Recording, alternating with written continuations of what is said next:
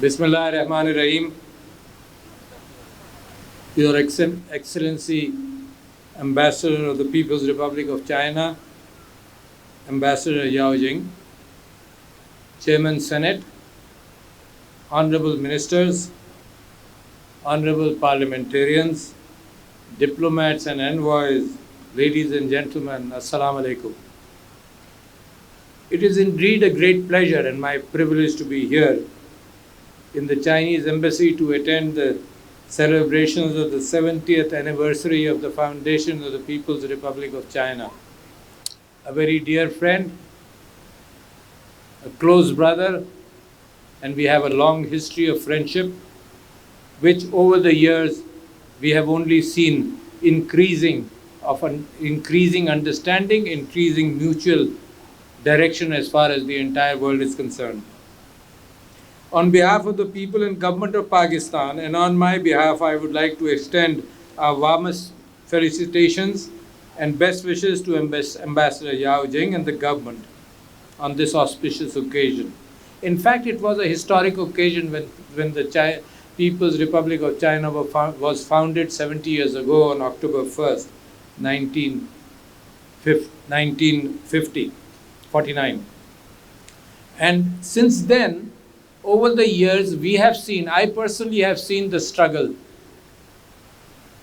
which the People's Republic of China has gone through to uplift its nation, to decrease its poverty, to emancipate the people. The direction was always the same, though it is a matter of fact that its own understanding designed to improve the lot of its own people, whether it was through socialism or whether it was a mixture of its needs, a mixture of socialist and capitalistic policies. But the remarkable thing, and what I must appreciate, I was hearing the Prime Minister of Pakistan day before yesterday in New York praising the fact that about a large population of 700 or 800 people in China were improved, their lot was improved, poverty was reduced, and he was praising the system China must have adopted to do this. We want to learn that. In fact, the first thing this government has been looking for is the fact that there should be a social change which Pakistan desperately needs. And I would come back to that issue when we talk about Kashmir, the fact that the overtures of the Pakistani Prime Minister as soon as he got elected, he mentioned the fact in his communication with India, in his 5 or 6 communications, he mentioned the fact that we want to lift our people out of poverty, in the health sector, in education.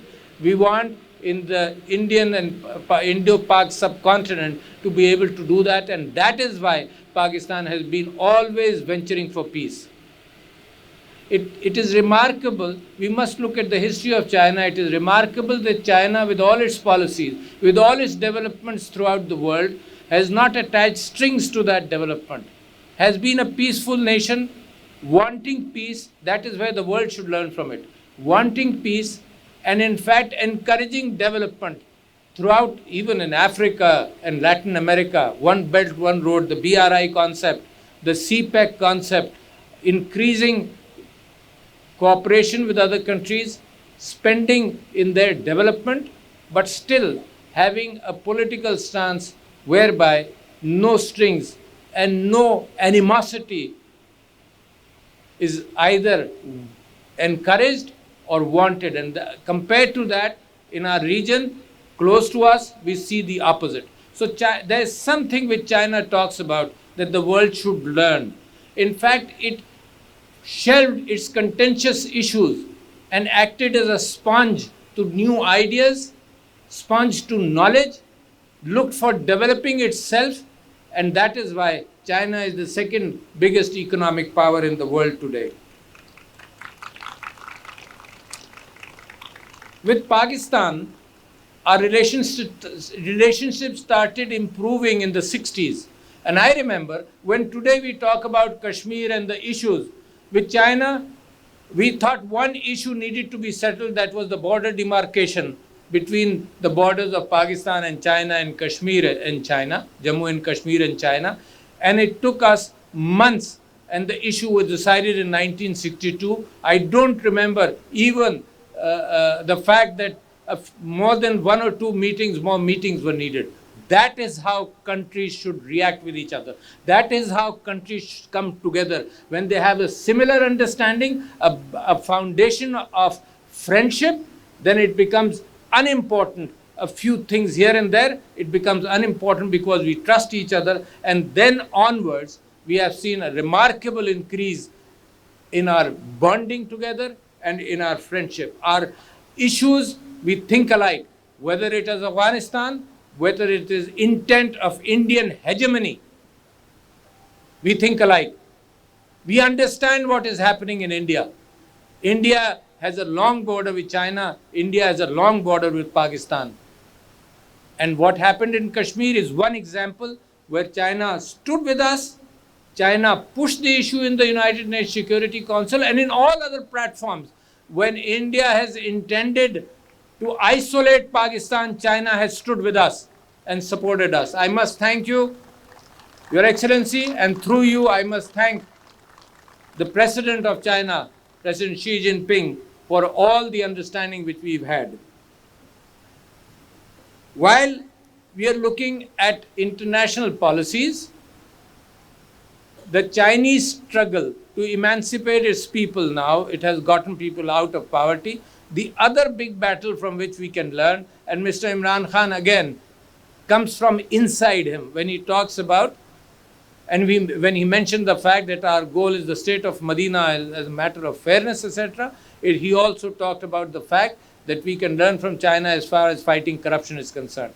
But the most important thing we can learn from China is trying to improve our economy. Because today, in decisions in the world, rather than legalities which Pakistan is sticking to as far as Kashmir is concerned, for example, the 11 resolutions of the United Nations, more than the legalities, more than the fact that the people are suffering in Kashmir, the world has started looking at economic issues as economy being one of the bases to make decisions and tilt and to pressurize whether or not to pressurize India. So therefore, I believe very strongly that we should be looking towards our development, because today in the world, together with insaf or justice, the countries have started giving weight to finances as a matter, as a weightage for judgment regarding fairness. So we can learn from China. We are doing that. There is tremendous cooperation in CPEC. This is just the first phase. We are entering the second phase where the social development factors are becoming important. And I must say that it is a description in Pakistan that our friendship with China is very high, is deeper than the oceans, is as high as the sky is there. And that friendship, I visited China quite a few times, and I've seen that personally in the bazaars of China. When I meet the Chinese people and they find out that I am from Pakistan, they welcome me much more than otherwise. So that is something. And that's also what you will see in the bazaars of Pakistan. A friendship and muhabbat coming out of the people of Pakistan. So therefore, this is still a start in the history of nations. China has had a long history of thousands of years. Pakistan in the Indus Valley civilization has also had a long history of thousands of years. But as we go on in the world is under stress, the parliaments are stressed, the United Nations is under stress because of the fact that when the Kashmir issue happened, Pakistan believed the fact that when a Security Council resolution is going to be passed, it will be listened to, it will be implemented. But what we have seen is postponement of those issues. I urge all countries in the world to follow what Pakistan does, follow what China does. We don't want to interfere in any other country. We want to have peaceful relations, and we want to improve prosperity for our people. And I must say that China and Pakistan friendship, हमारी और आपकी दोस्ती, हमारी और आपकी मोहब्बत will last forever as long as Pakistan and China we exist, and we will exist forever we will be together forever. Thank you, ladies and gentlemen. Assalamu alaikum. Thank you, President. Please stay on the stage. Now, may I invite